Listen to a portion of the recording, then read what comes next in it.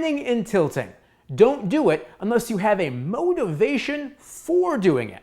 Here's the issue with panning and tilting with students and beginning videographers. Most aren't taught good video sequencing like we went through a couple of videos ago. So when they get to the field, students have told me that they freeze because they don't know what to shoot. They were overwhelmed by everything in the environment, and because of that, wanted to shoot everything.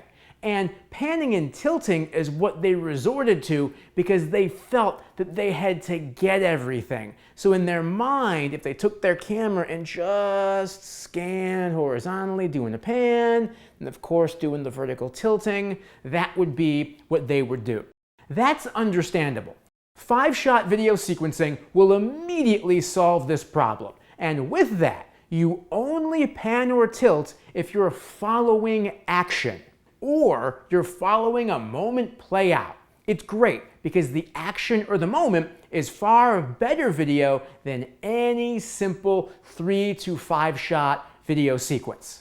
It's just when people are panning from one side of the room to the other, or are starting at the top of something and tilting down, this becomes a problem because you always naturally shoot before you write your story.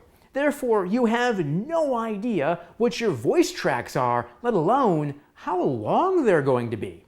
Therefore, you don't know and never know how long your pan or your tilt should be. How long should it last?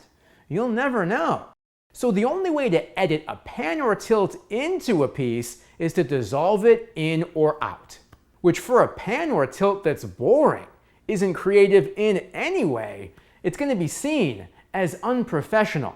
Now, if you want to show a large crowd and are explaining to the viewer how large the crowd is and why that's important, or are explaining how big a room is and why that's important to the story, then a pan is okay because you are intentionally explaining to the viewer why it's important and why they're watching it.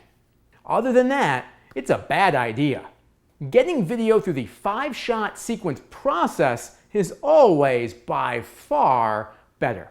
If you have any questions about panning, tilting, or still ones about 5-shot video sequencing, please let me know. I'll see you in the next video.